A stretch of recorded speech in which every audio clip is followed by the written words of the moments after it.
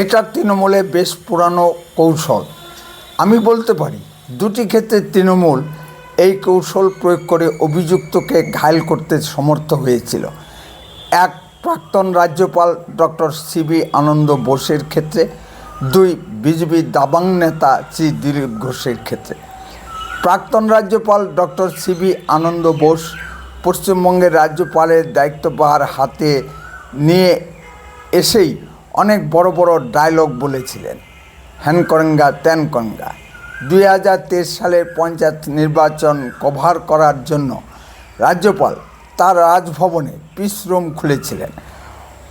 ওখানে কাজ করার জন্য তৃণমূল কিছু ওই টাইপের খারাপ চরিত্রের মহিলাদের ঢুকিয়েছিল। সত্য মিথ্যা কী হয়েছিল জানি না, কিন্তু এক মহিলা রাজ্যপালের বিরুদ্ধে শ্লীলতাহানির অভিযোগ এনেছিল। তারপর থেকেই মাননীয় রাজ্যপাল কেমন যেন গুটিয়ে গেলেন। কুকুরকে যেমন তু করে ডাক দিলেই যে আচরণ করে, মাননীয় রাজ্যপাল সেই ধরনের আচরণ শুরু করলেন। কুণাল ঘোষের মতো একজন জেল খাটা আসামির ডাক দিলেও রাজ্যপাল পাছা খুলে দৌড়ায়। তার উপর মাননীয় মুখ্যমন্ত্রী মমতা ব্যানার্জি বলে বসলেন, আমি আর কখনো রাজভবনে যাব না। মাননীয় রাজ্যপাল কখন কী যেন করে বসেন। অভিযোগ এমন মাত্রায় নিয়ে গেলেন যে মহিলা বিধায়করা রাজ্যপালের কাছে শপথ নিতেও গড়িমসি করতে থাকে। কিছুদিন পরে দেখলাম সেই মমতা ব্যানার্জি আবার নিজেই রাজভবনে যান এবং রাজ্যপালের সঙ্গে সাক্ষাৎ করেন। রাজ্যপাল তাকে চা পানে আপ্যায়িত করেন। 73 বছর বয়সী মমতা ব্যানার্জির আর সেই ভয়ও নেই, তিনি যথারীতি রাজ্যপালের কাছে যান। এই রাজ্যপাল ডক্টর আনন্দ বোসকে যখন কেন্দ্র হঠাৎ করে পরিবর্তন করে দেয়, তার বিরুদ্ধে মমতা ব্যানার্জি আবার মুখ খুলেছেন। এই হলো আমাদের মাননীয় মুখ্যমন্ত্রী মমতা ব্যানার্জির চরিত্র। এবার আসুন দ্বিতীয় ঘটনায়। বিজেপির দাবাং নেতা দিলীপ ঘোষকে বসে আনার জন্য তৃণমূল দিলীপ ঘোষের পিছনে কিছু ওই টাইপের মহিলাদের লেলিয়ে দেয়। তাতে তৃণমূল সাকসেসও হয়। শেষ পর্যন্ত দিলীপ ঘোষ 7 বছর বয়সে বিয়ে করতে বাধ্য হয়। এই টাইপের স্বামী খেদানো, বাপে তাড়ানো অর্থবান মহিলা কলকাতার রাস্তায় হাজারে হাজারে ঘুরে বেড়াচ্ছে। তাদের কাছে অর্থ আছে, বাড়ি আছে, নেই শুধু স্বামী। এদিকে দৈহিক চাহিদাও প্রচণ্ড। তা না হলে 26 বছর বয়সী ছেলে থাকতো। রিঙ্কু দেবী আবার দিলীপ ঘোষকে বিয়ে করে। মাননীয় দিলীপ ঘোষ এখনও বক্তব্য রাখেন, কিন্তু আগের মতো আর ধার নেই। তার বক্তব্যে মাননীয় মমতা ব্যানার্জির কৌশলী হলো প্রয়োজনে পায়ে ধরতেও পারেন, আবার ঘাড়ে ধরতেও সময় লাগে না।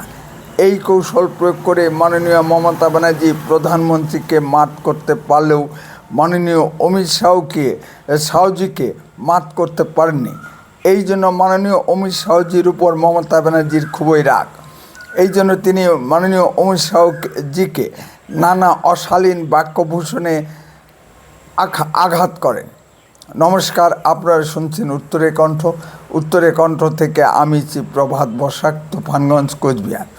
সুধী দর্শক মণ্ডলী, আপনারা আমার প্রতিবেদনটি যে যেখান থেকেই দেখছেন তাদের সকলের প্রতি প্রীতি ও শুভেচ্ছা রইল। আশা করি ভালো আছে। দয়া করে চ্যানেলটিকে লাইক, শেয়ার, কমেন্ট ও সাবস্ক্রাইব করে পাশে থাকুন। এবার আসুন আসল ঘটনা। ভারতের নির্বাচন কমিশন ভাইপোর গড় বলে পরিচিত ডায়মন্ড হারবারকে কন্ট্রোল করার জন্য উত্তরপ্রদেশের সিংহম অফিসার বলে খ্যাত মিস্টার অজয় পাল শর্মাকে নিয়ে আসেন, যিনি এনকাউন্টার স্পেশালিস্ট হিসাবেই অধিক পরিচিত, যার ঝুলিতে 100-এরও বেশি এনকাউন্টারের রেকর্ড আছে। তিনি কাজ শুরু করতে না করতেই তৃণমূল দ্বিবিধ কৌশল অবলম্বন করে। তার বিরুদ্ধে নানা অভিযোগ নিয়ে কল্যাণ ব্যানার্জি কলকাতা হাইকোর্টে ছোটেন। অনেক অনুনয় বিনয় করেও কল্যাণ ব্যানার্জিরা বেশি সুবিধা করতে পারেননি। মামলাটি কলকাতা হাইকোর্ট থেকে রিজেক্ট করে দেওয়া হয়। তারপরেও কল্যাণ ব্যানার্জিরা থেমে থাকেননি। রাতারাতি সুপ্রিম কোর্টেও দৌড়িয়েছেন, কিন্তু সুপ্রিম কোর্ট ভোটের আগে কোনো মামলাটি গ্রহণ করতে অস্বীকৃতি জানায়। এবার আসরে নামানো হয় মহামৈত্রকে। মহামৈত্র খুবই উন্নত চরিত্রের বাঙালি কিনা। 65 বছর বয়সের এক বৃদ্ধকে বিয়ে করে তিনি উন্নত চরিত্রের পরিচয় দিয়েছেন। মহামৈত্র দাবাং পুলিশ অফিসার অজয় পাল শর্মাকে কন্ট্রোল করার জন্য চরিত্র হননের রাস্তায় নামে। মহামৈত্র এআই জেনারেটেড করা একটি অশ্লীল ভিডিও নিয়ে সমাজ মাধ্যমে ছেড়ে দেয়। আসুন ভিডিওটি একটু দেখে আসি।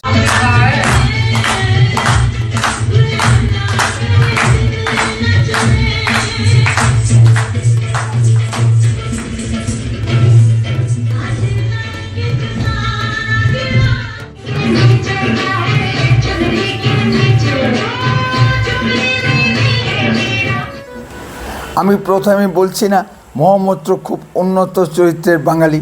তার কিছু ছবি সমাজ মাধ্যমে খুবই ঘোরাঘুরি করছে। আসুন দেখে আসি।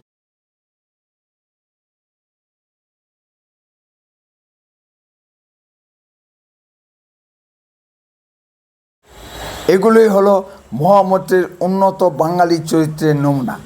এই মহামৈত্র একবার লোকসভার ইন্ডিভিজুয়াল 5 ওয়াট তার শিল্পপতি বন্ধুকে শেয়ার করে বিতর্কের সৃষ্টি করেছিলেন এবং সাংসদ পদ খুইয়েছিলেন।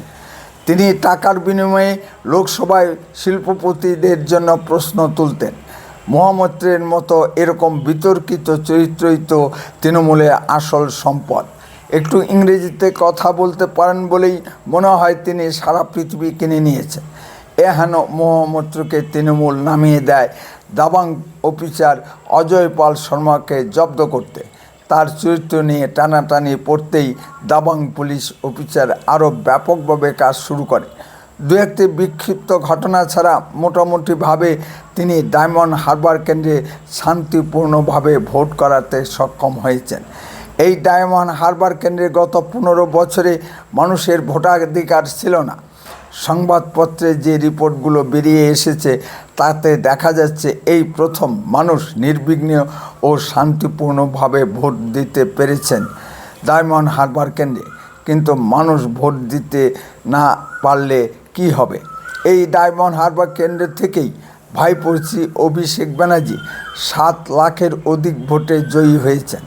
এটাই নাকি ডায়মন্ড হারবার মডেল হিসেবে সারা পৃথিবীতে বিখ্যাত হয়ে গিয়েছে। প্রথমেই তিনি ফলতা কেন্দ্রের ত্রাস ও তৃণমূল প্রার্থী জাহাঙ্গীর খানকে হিট করেন। এই দাবাং পুলিশ অফিসারের ভয়ে জাহাঙ্গীর খান লুকিয়ে পড়ে। তিনি ভোট দিতে বেরিয়েছিলেন কিনা তা অবশ্য জানা যায়নি। ফলতা কেন্দ্রে ভোট অবশ্যই শান্তিপূর্ণ হয়েছে এবং মানুষ নির্বিঘ্নে ভোট দিতে পেরেছে। মমতা ব্যানার্জি পশ্চিমবঙ্গে কীভাবে ভোট করেন তা এই ডায়মন্ড হারবার মডেলই চোখে আঙুল দিয়ে দেখিয়ে দেয়।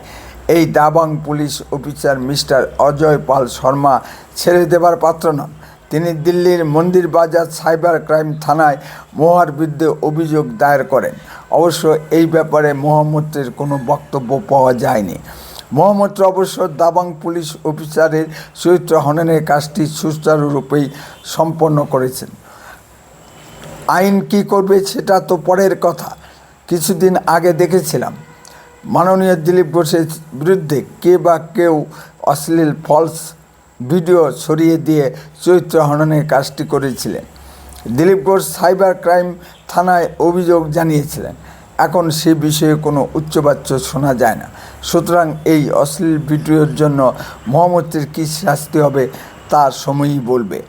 দেখা যাবে হয়তো লোকচক্ষুর অন্তরালে মহামৈত্র দাবাং পুলিশ অফিসারের সঙ্গে একটা অ্যাডজাস্টমেন্ট করে নিয়েছেন।